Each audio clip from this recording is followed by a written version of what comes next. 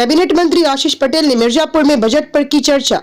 Cabinet मंत्री आशीष पटेल ने आज मिर्जापुर में पत्रकारों के साथ केंद्रीय बजट 2026-27 पर चर्चा की। जिला पंचायत के सभागार में आयोजित प्रेस वार्ता में उन्होंने कहा, बजट 2026 प्रधानमंत्री के नेतृत्व में विकसित भारत के संकल्प को साकार करने वाला बजट है। यह बजट गरीब, किसान, युवा और मध्यम वर्ग सबके सशक्तिकरण का रोड मैप है। इस बजट में इंफ्रास्ट्रक्चर और पूंजीगत निवेश को नई ऊंचाई दी गई है और इससे सरकार ने साफ संदेश दिया है कि भारत अब रुकने वाला नहीं है, बल्कि तेज गति से आगे बढ़ने वाला राष्ट्र है। इससे बड़े पैमाने पर रोजगार पैदा होगा और आर्थिक गतिविधियों को मजबूती मिलेगी। कैबिनेट मंत्री आशीष पटेल ने बताया, सरकार ने देश को आधुनिक बनाने के लिए 12.2 लाख करोड़ पूंजीगत व्यय और 53 लाख करोड़ का ऐतिहासिक बजट दिया है, जिससे शानदार सड़कें एवं पुल बनेंगे। देखिए स्टार न्यूज़ प्लस के लिए उत्तर प्रदेश के मिर्जापुर से सराज अहमद की रिपोर्ट।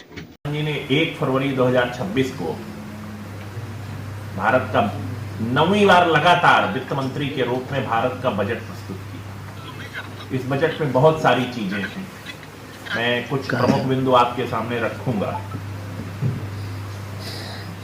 भारत का जो बजट है 3 कर्तव्यों पर आधारित है। उत्पादकता, प्रतिस्पर्धात्मक बढ़ाकर तथा वैश्विक अर्थव्यवस्थाओं के बीच अपनी अर्थव्यवस्था को मजबूत करके वृद्धि को तीव्र और सतत बनाना, जन आकांक्षाओं की पूर्ति करते हुए उनकी क्षमता निर्धारण करना ताकि भारत की समृद्धि यात्रा के सशक्त सहभागी बने, आर्टिफिशियल इंटेलिजेंसी सहित उन्नत प्रौद्योगिकियों का विकास और उपयोग कर 350 से अधिक सुधार लागू किए जा चुके हैं, जिसके आधार पर सरकार डीरेगुलेशन, अनुपालन भार में कमी तथा विश्वास आधारित शासन के संकल्प को निरंतर आगे बढ़ा रही है। उभरती टेक्नोलॉजियों के सुरक्षा प्रावधान, सेफ हार्बर प्रावधान, नवाचार मतलब स्टार्टअप और निवेश को प्रोत्साहित करेगा। विनियामक सुधारों हेतु उच्च स्तरीय समिति गैर वित्तीय क्षेत्र के सभी विनियमों, प्रमाणन, अनुज्ञप्तियों और अनुमतियों की समीक्षा कर विश्वास आधारित, मैं बहुत इंपॉर्टेंट चीज कह रहा हूँ, विश्वास आधारित आर्थिक शासन तथा व्यवसाय सुगमता को सुदृढ़ करेगी। बजट में जन विश्वास अधिनियम 2 का भी प्रस्ताव है, जिससे अपराधों का आपराधिक मुक्तिकरण कर जीवन सुगमता बढ़ाई जाएगी। भारतीय बैंकिंग क्षेत्र आज मजबूत बैलेंस शीट, लाभप्रदता में ऐतिहासिक ऊंचाई और बेहतर परिसंपत्ति गुणवत्ता में सुधार द्वारा विशेष रूप से चिन्हित है। वैश्विक व्यापार और बहुपक्षीय व्यवस्थाओं में व्यवधान के बीच भी भारत समावेशन के साथ महत्वाकांक्षा का संतुलन साधते हुए विकसित भारत की दिशा में दृढ़ कदम उठाएगा।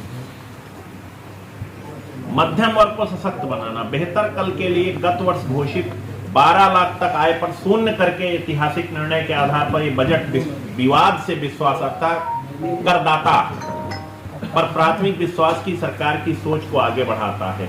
नए कर ढांचे का देखिए, केंद्रीय बजट को आप अगर व्यापकता में अध्ययन करेंगे तो केंद्रीय बजट में बहुत सारी ऐसी चीजें हैं जो करदाताओं को एक नई पृष्ठभूमि देते हैं और करदाताओं को अधिकतम लाभ कैसे मिले उसकी ओर ले जाने का काम करता है।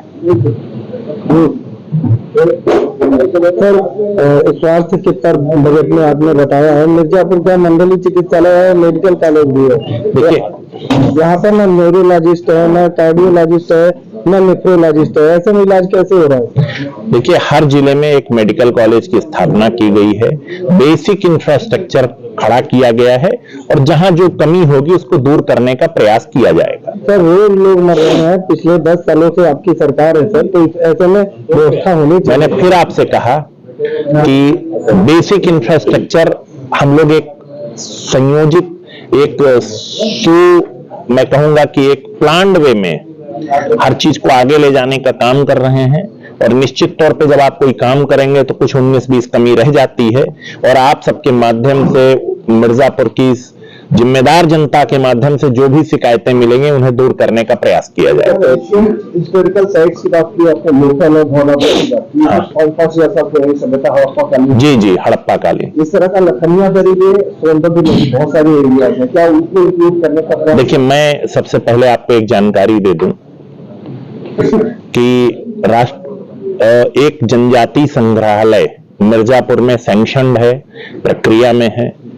तो निश्चित तौर पे जो पुरानी चीजें हैं, चाहे जनजाति से जुड़ी हो या लखनिया दरी हो या कुछ भी हो, उन सबको धीरे धीरे प्रक्रियात्मक हम उस पर लाएंगे और उनके विकास के लिए जो भी आवश्यकता होगी हम निश्चित तौर पे उसको करेंगे। और मैं आपको तो बड़े गर्व के साथ बता रहा हूं, एक ग्रीनफील्ड भटौली पुल से लेकर के यहां पर राजूपुर तक एक ग्रीनफील्ड बाईपास भी स्वीकृत है, उस पर भी काम शुरू होने वाला है, टेंडर वगैरह सब हो चुका है। तो जहां आप लोग बताएंगे, मिर्जापुर में इंजीनियरिंग कॉलेज है, मिर्जापुर में मेडिकल कॉलेज है, मिर्जापुर में विश्वविद्यालय है, तो मिर्जापुर अन्य जनपदों की तुलना में निश्चित तौर पर सबसे आगे है और इसका प्रयास रहेगा कि मिर्जापुर सबसे आगे रहे। तो इसके लिए जो भी आप सुझाव देंगे, आपका सुझाव हमारे लिए बहुत महत्वपूर्ण है, जो भी आप सुझाव देंगे हम निश्चित तौर पे उसको जिम्मेदार लोगों के पास पहुंचा करके उसको आगे बढ़ाने का काम करेंगे।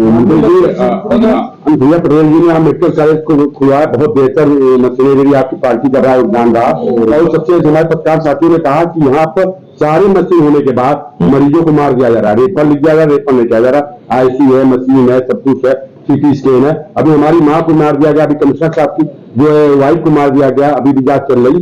तो आपका जो पार्टी ने इतना अच्छा मशीन कर दिया, इसके बाद भी लापरवाही हो रही, तो कार्रवाई क्यों नहीं हो रही है? देखिए, मैं इस पे आपको स्पष्टता के साथ कहूंगा,